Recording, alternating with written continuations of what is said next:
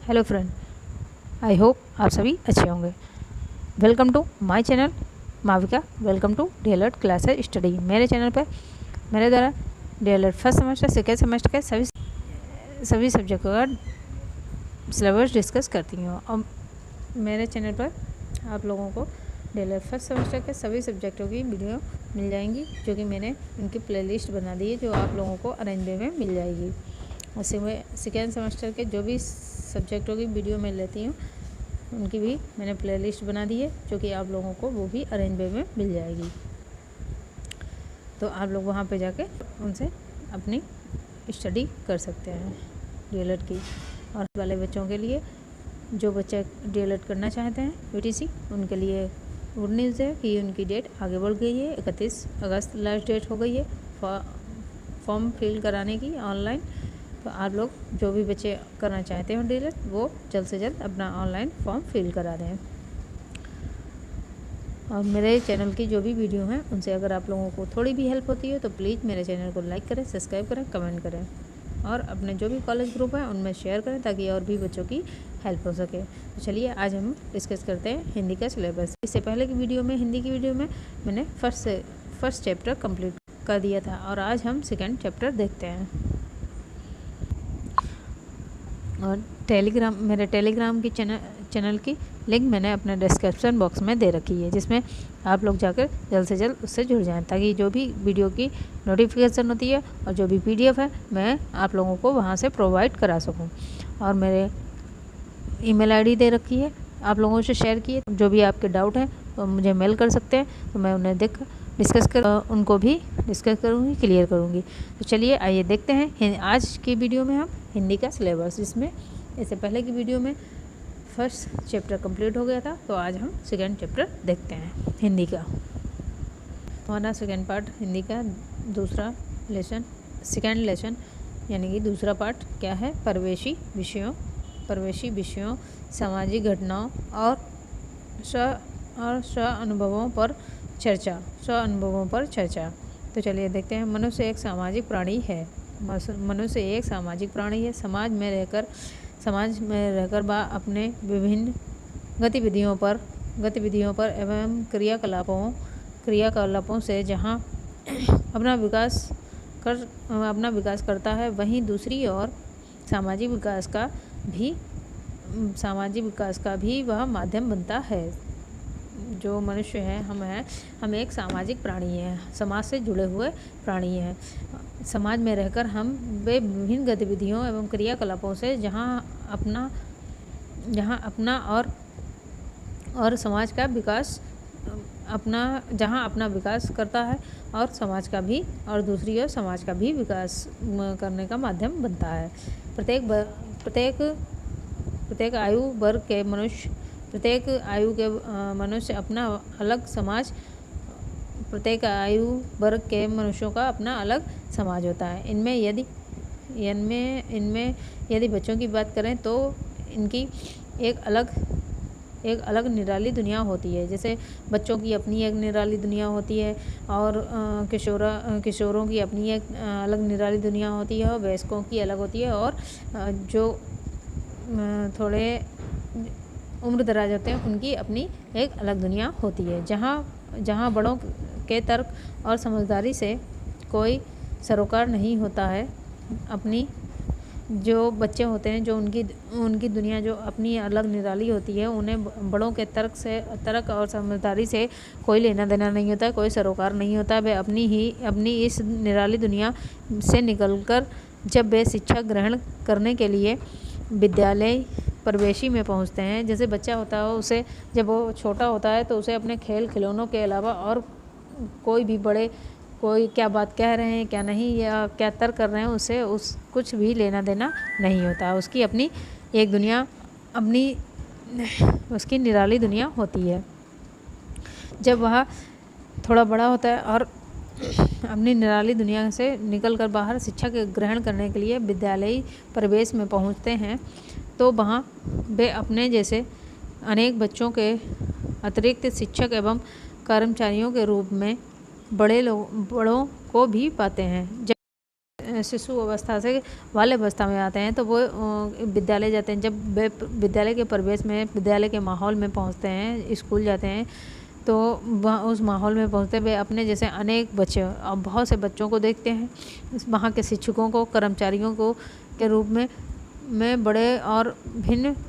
बड़ों को भिन्न पाते हैं, जो उन्हें विधि कार्यों के लिए दिशा निर्देश देते हैं, जो उन्हें कोई भी कार्य उनके सिखाने के लिए कोई भी कार्य देते हैं और उसके लिए उन्हें दिशा निर्देशित करते हैं। यह दुनिया उनकी दुनिया से कुछ अलग होती है। यह दुनिया उनकी दुनिया से, जो उनकी पहले दुनिया थी, उस दुनिया से अलग होती है, जिसके कारण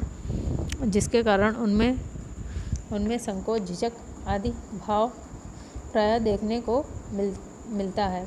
जो उनकी घरेलू जो दुनिया थी, जो शिशु अवस्था में जो उनकी दुनिया होती है, वे शिशु अवस्था से निकल कर बाल्य अवस्था में जब पहुंचते हैं और उसमें जब स्कूल के परिवेश में जाते हैं तो वहाँ बड़े कर्मचारियों के रूप में बड़े लोगों को भिन्न पाते हैं, अपने से भिन्न पाते हैं और यह दुनिया उनकी दुनिया से कुछ अलग होती है, जिसके कारण वे उनमें संकोच होता है, झिझक होती है। प्रायः देखने को उनको बहुत से बच्चों में झिझक और नए माहौल में जाते हैं तो इस वजह से वे बहुत ही संकोचाते हैं, सहमे से होते हैं और झिझक उनमें होती है, देखने को मिलती है। ये भाव बच्चों के शिक्षा ग्रहण करने के मार्ग में बाधक होते हैं। ये भाव जो हैं, झिझक है, संकोच है, सहमे रहना, ये बच्चों के शिक्षा ग्रहण करने में, शिक्षा के लिए ये बाधक बनते हैं। ये शिक्षा के मार्ग में ये समस्याएं खड़ी करते हैं। ये स्वभाव उनका समस्याएं लाता है और बाधक बनता है। शिक्षा ग्रहण करने में ये बाधक बनते हैं। ऐसे में शिक्षक के समक्ष शिक्षा देने के साथ ही उनमें निहित इन भाव को दूर करना चाहिए। शिक्षक को एक टीचर को क्या चाहिए, टीचर जो बच्चे सहम हो, जो संकोची हो, जो नए बच्चे एडमिशन होते हैं, तो वो टीचर को ऐसे शिक्षा देनी चाहिए कि उनमें जो ये स्वभाव, जो इस स्वभाव के जो बच्चे होते हैं, उनके झिझक और संकोच को धीरे धीरे कम करना चाहिए, दूर करना चाहिए उनसे। इन भावों को दूर करने की चुनौती भी होती है। जो ये संकोची बच्चे होते हैं और झिझक वाले, इनके इन भाव को भी दूर करना एक चुनौती होती है। इस चुनौती में सबसे पहला पड़ाव बच्चों से जुड़ाव का होता है। इसमें सबसे पहला पड़ाव क्या होता है? बच्चों से जुड़ाव, बच्चों से तालमेल और टीचर का और बच्चों के प्रति दोनों का तालमेल अच्छा होना चाहिए। जब टीचर और बच्चे का तालमेल अच्छा होगा, धीरे धीरे बच्चा अपने आप ही बच्चे के साथ घुल मिल जाता है, टीचर के साथ बच्चा घुल मिल जाता है और अच्छे से वह अपनी कोई भी बात होती है वो टीचर से शेयर करना सीख लेता है और उसकी धीरे धीरे झिझक और संकोच धीरे धीरे कम होने लगता है।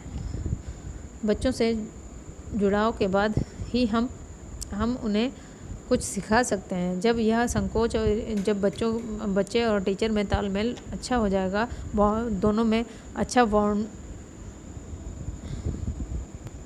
टीचर और बच्चे का अच्छा बॉन्ड हो जाएगा तो ही टीचर बच्चे को कुछ सिखा पाएगा। यह समझा सकते हैं। इसके लिए वार्तालाप एक सशक्त माध्यम है। इसके लिए वार्तालाप विधि जो है एक सशक्त माध्यम है। शिक्षक बच्चों से परिवेशी विषयों, सामाजिक घटनाओं तथा उनके अनुभवों पर बातचीत करते हुए उनकी नज़दीकी प्राप्त करने में सफल हो सकते हैं। बच्चों से बातचीत करने में वार्तालाप विधि इसका माध्यम अच्छा होता है। शिक्षक को बच्चे से परिवेशी विषयों में, जो उसके विषयों में, सामाजिक घटनाओं तथा उनके अन्य अनुभवों पर बातचीत करते हुए या कहानी सुनाकर बच्चों से नज़दीकी प्राप्त कर अच्छा बॉन्ड बना ले और जिससे अच्छा बॉन्ड बनाने में सफल हो सकते हैं। जहाँ तक भाषा शिक्षक की बात है, बात है तो इसे अधिक सरल, बोधगम्य एवं व्यवहारिक बनाने में मौखिक कार्य का महत्वपूर्ण होता है। इसे जहाँ तक भाषा का शिक्षण की बात है तो इसे अधिक सरल और व्यवहारिक बनाने के लिए मौखिक कार्य को मौखिक रूप से ज़्यादातर जो भी क्रिया की मौखिक कार्य का ही अधिक महत्वपूर्ण स्थान है। बातचीत करना बच्चों को स्वतः अच्छा लगता है। जो छोटे बच्चे होते हैं, जब वो नए स्कूल में जाते हैं तो उन्हें बातें करना और टीचरों की कॉपी करना बहुत अच्छा लगता है। तो उनसे बातें करके उनसे अच्छा बॉन्ड शिक्षक को एक अच्छा बॉन्ड बनाना चाहिए। बच्चों की यह स्वाभाविक रुचि भाषा सीखने का प्रभावी माध्यम हो सकता है। या बच्चों की जो बातें करने की रुचि होती है यह भाषा सीखने का प्रभावी माध्यम हो सकती है। हिंदी पाठन एवं लेखन के पूर्व बच्चों से उनके क्रियाकलाप, परिवेश व परिवार आदि पर जितनी अधिक बातचीत की जाएगी, उनमें सुनने, बोलने, समझने और अभिव्यक्ति की दक्षता का विकास उतना ही अधिक एवं प्रभावी होगा। जैसे बच्चों से जो बच्चे होते हैं उनसे उनके परिवार में कौन कौन है, उनका भाई क्या करता है, उनके पापा क्या करते हैं, इस टाइप से ऐसे बच्चों से छोटे बच्चों से बातें करनी चाहिए। इससे जो है बच्चों में सुनने, बोलने और समझने और की दक्षता को हम विकसित कर सकते हैं अधिक, और ये क्षमताएं अधिक प्रभावित होंगी। इसके लिए आवश्यक है कि शिक्षक बच्चों से अधिक बातचीत करें, जिससे बच्चे शिक्षक के सामने स्वयं को सहज महसूस करें और एक दूसरे से घुल मिल कर अपनी बात कर सकें। जैसे शिक्षक को बच्चे से बात करनी चाहिए, उसके विषय में जानना चाहिए, उसके घर में कौन कौन है, ये ऐसी उनसे जुड़ी हुई बातें करें ताकि बच्चा और टीचर के बीच में अच्छा बॉन्ड बन जाए, बच्चा जो है घुल मिल जाए। तो इससे एक दूसरे से टीचर और बच्चे एक दूसरे से घुल मिल जाते हैं, तो बच्चा जो है अपनी बातें टीचर से कह सकता है, कहने में सहज हो जाता है। इसके लिए कुछ गतिविधियाँ हैं, उन्हें भी देख लेते हैं। जैसे चर्चा, फर्स्ट पॉइंट है चर्चा, मौखिक बातचीत के द्वारा बच्चों की झिझक दूर करना। सेकंड है बच्चों में खुलकर अपनी क्रमबद्ध तरीके से रखने की दक्षता विकसित करना। जैसे मौखिक चर्चा में बातचीत के द्वारा बच्चों में झिझक होती है वो दूर होती है और बच्चों में खुलकर अपनी बात क्रमबद्ध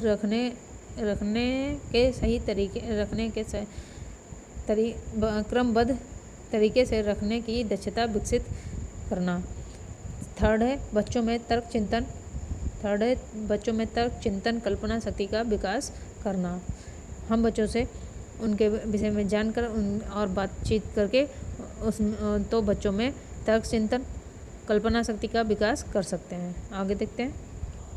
और ये विकास हम जो है बच्चों को में रोचक कहानियाँ सुनाकर, रोचक छोटी पोएमें सुनाकर और मज़ेदार अच्छी पोएमें सुनाकर और रोचक कहानियाँ सुनाकर विकसित कर सकते हैं। जो पोएम है कद्दू जी की चली बारात या हाथी राजा कहाँ चले, ऐसी जो पोएमें हैं छोटी बच्चों को सिखाकर फिर उन्हीं पोएमों से जुड़े हुए को छोटे क्वेश्चन करने चाहिए, उन पे बातें करनी चाहिए। सभी बच्चों को गोल घेरे में खड़ा करके शिक्षक बीच में खड़े होकर कद्दू जी की चली बारात या गतिविधि हाव भाव के साथ कराएं। इससे कराने के बाद बच्चों से बातचीत को आगे बढ़ाते हुए चर्चा करें। जैसे कद्दू जी की बारात में किसने क्या किया, कद्दू जी की जो चली बारात जो पोएम होती है उससे जुड़े हुए कुछ क्वेश्चन करें। जैसे कद्दू जी की चली बारात में किसने क्या किया, इसके कुछ पॉइंट हैं। दूसरा, जब जब बारात जाती है तब क्या क्या होता है, बारात और है बारात में कौन कौन से बाजे बजते हैं। इस टाइप से बच्चों से क्वेश्चन करने चाहिए। उसी पोइम से, जो पोइम हम सुनाएं, जो टीचर बच्चों को पोइम सुनाए, उससे ही जुड़े हुए छोटे छोटे क्वेश्चन करने चाहिए, जिससे बच्चे उत्साहित होकर उनके आंसर देंगे और उससे जो है बच्चों के अंदर जो भी झिझक है वो हटेगी।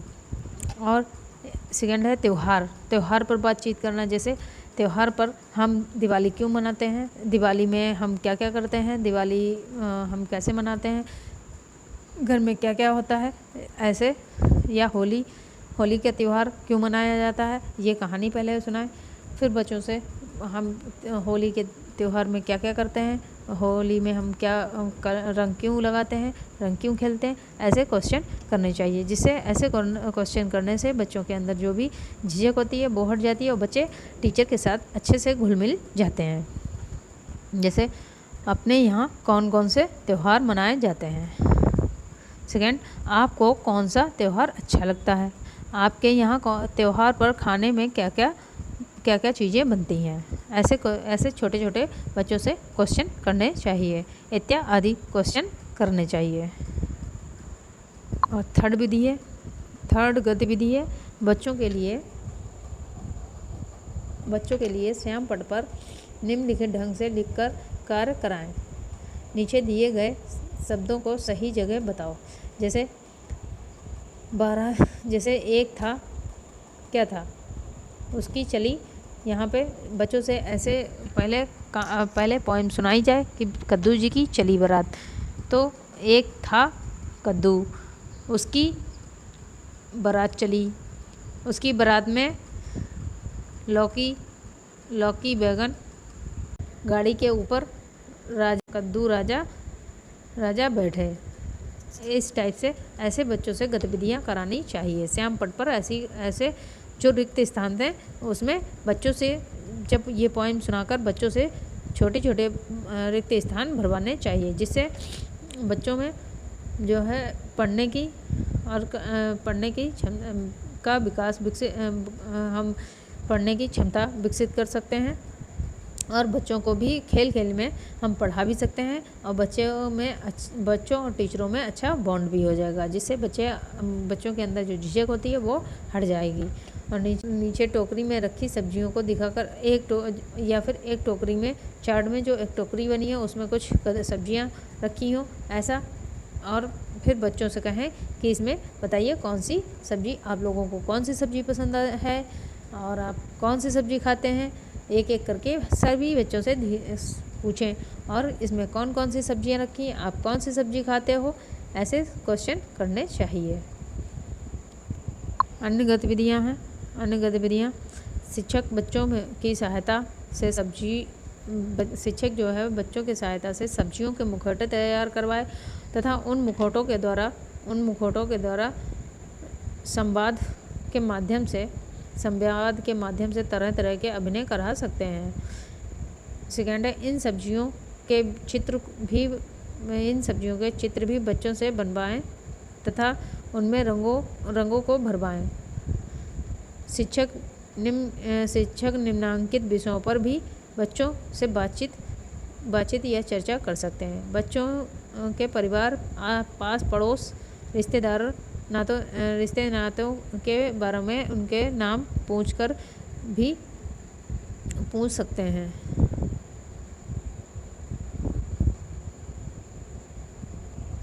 बच्चों को अगला पॉइंट है, बच्चों की पसंद नापसंद या पहनने ओढ़ने की वस्तुओं पर, खाने पीने की चीज़ों पर बातचीत कर सकते हैं। परिवेशी पशुओं पक्षियों, जीव जंतुओं, फल फूल सब्जियों पर भी बच्चों से चर्चा कर सकते हैं। जैसे बच्चों को क्या पसंद है, किस बच्चे को क्या पसंद है, किस बच्चे को क्या नहीं पसंद है, आपको कपड़ों में क्या अच्छा लगता है, आपको खाने में क्या अच्छा लगता है। ऐसे बच्चों से छोटे छोटे टीचर को क्वेश्चन करने चाहिए। अगला है, बच्चों के पसंदीदा खेल खिलौनों पर क्या और क्यों चर्चा करें। साफ सफाई और स्वच्छता पर स्वच्छता साफ़ सफाई के बारे में बताएं बच्चों को, और स्वच्छता के बारे में कि आप अपने खाना खाने से पहले हाथों को धोएं, और रात में सोने से पहले ब्रश करके सोएं, और अपने जब स्कूल आएँ तो कपड़े साफ़ सुथरे पहन के आएँ।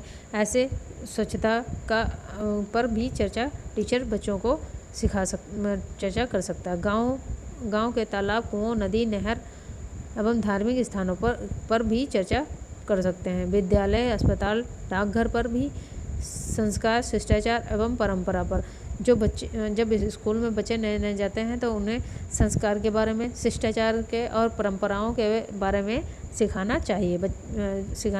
उस पर भी जो है टीचर बच्चों को छोटे छोटे संस्कार, शिष्टाचार उनको, जैसे अपने बड़ों का आदर करें, अपने बड़ों से, जो लड़कियां हैं वो नमस्ते करें, लड़के हैं वो अपने बड़ों का चरण स्पर्श किया करें, और सुबह उठें तो अपने मम्मी पापा के पैर छुएं।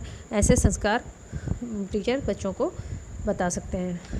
रोजगार, यातायात के साधनों पर चर्चा कर सकते हैं।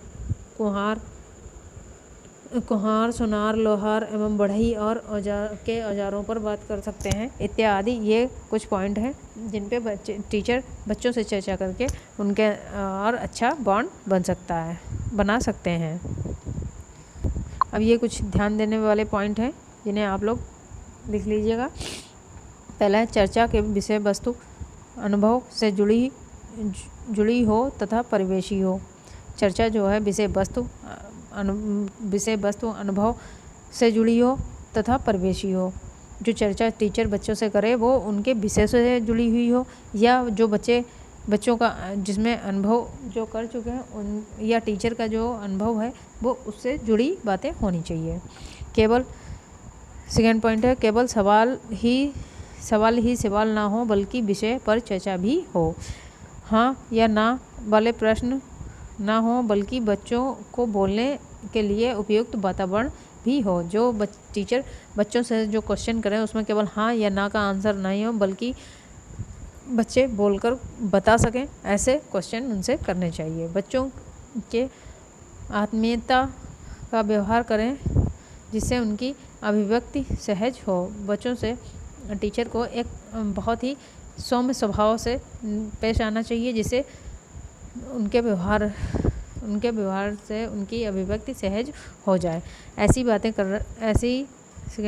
बातें करें जिससे बच्चा स्वयं पूछने को प्रेरित हो, इसके लिए उन्हें प्रेरित करें। अगला है, बच्चों की पूरी बात ध्यानपूर्वक सुने। टीचर जो है जब बच्चा कोई भी बात कहे तो टीचर को चाहिए कि बच्चे की ध्यानपूर्वक पूरी बात टीचर को सुननी चाहिए।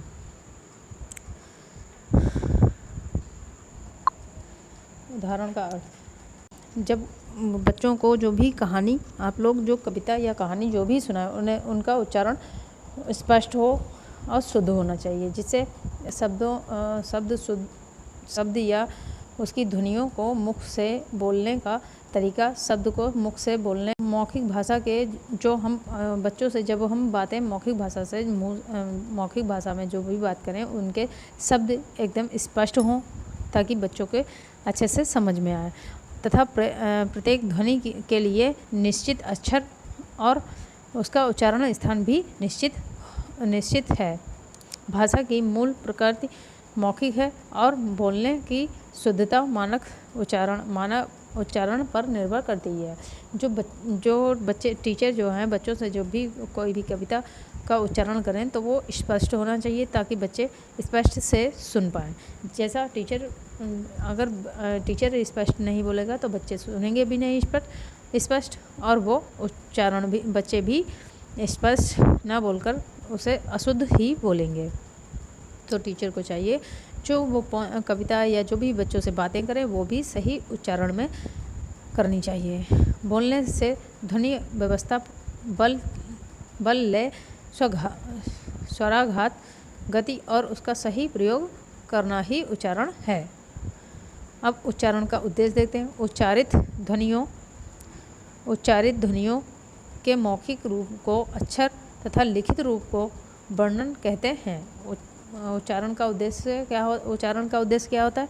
वो सही शुद्ध उच्चारण से उच्चारित ध्वनियों के मौखिक रूप को अक्षर तथा लिखित रूप को वर्ण कहते हैं।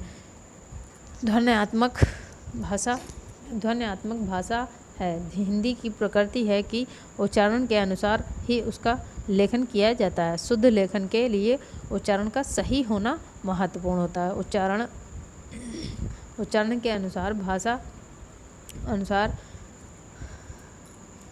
उच्चारण के अनुसार ही उसका लेखन किया जाता है। उच्चारण टीचर का अगर उच्चारण शुद्ध नहीं होगा तो बच्चे जो है उच्चारण से ही सुनकर लिखते हैं, तो उनका लेखन भी शुद्ध नहीं होगा। शुद्ध लेखन के लिए शुद्ध उच्चारण का होना, सही उच्चारण का होना महत्वपूर्ण है। ये गति के अंशों को भाव, लय एवं गति के साथ शुद्ध उच्चारण की क्षमता का विकास करना। शुद्ध उच्चारण के अभ्यास द्वारा आत्मविश्वास जगाना। शुद्ध उच्चारण से हम बच्चे के अंदर आत्मविश्वास जगा सकते हैं। टीचर बच्चों के अंदर आत्मविश्वास जगा सकता है। थर्ड है शुद्ध सरल स्पष्ट भाव विचारों का अभिव्यक्ति करना। शुद्ध सरल स्पष्ट भाव से विचारों की अभिव्यक्ति करना। और है शुद्ध उच्चारण एवं गति का विकास करते हुए बच्चों को पढ़ने लिखने का अभ्यास कराना। किसी भी भाषा में उच्चारण की सबसे अधिक महत्व होता है। डॉक्टर भोलानाथ तिवारी ने भाषा को परिभाषित करते हुए कहा है। डॉक्टर भोलानाथ तिवारी थे, उन्होंने भाषा को परिभाषित करते हुए कहा है, भाषा उच्चारण अव्ययों से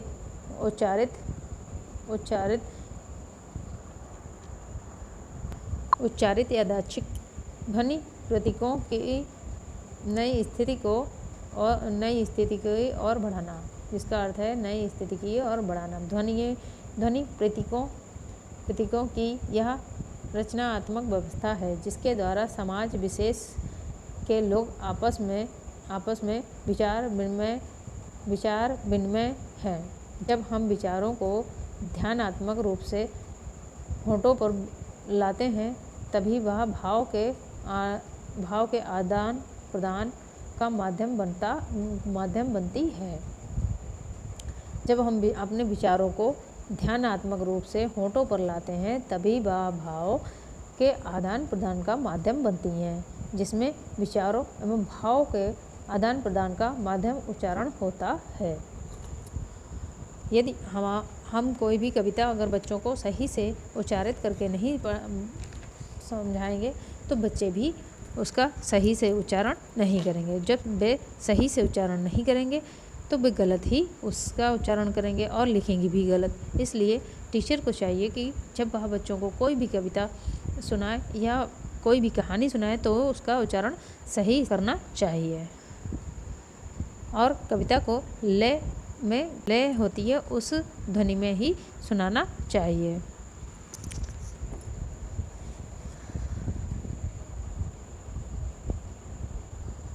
कविता के शिक्षण के बारे में पहले बच्चों को बता दिया जाए। कविता जो है पहले बच्चों को कविता के बारे में बता दिया जाए और बच्चों को फिर कविता के एक एक पंक्ति का अर्थ समझाएं, अच्छे से बताया जाए। टीचर जो है पहले बच्चे को कविता के बारे में बताए, फिर जो है और बच्चों को फिर कविता के एक एक पंक्तियों का अर्थ अच्छे से बताया जाए। कविता में देश प्रेम, श्रम की महत्ता, त्याग, बलिदान, मानवीय मूल्यों एवं नैतिक आदर्शों की कविताएं होती हैं। तुलसीदास, मीराबाई, सूरदास पद बच्चों को छोटी कक्षाओं में ही समझाएं। छोटी कक्षाओं में ही समझ आने लगते हैं। कविता और गीत सुनाने के उद्देश्य ही ये होते हैं ताकि बच्चों में कविता के प्रति रुचि का विकास हो और गीत और प्रभाव के रूप साथ वाचन की योग्यता बताएं।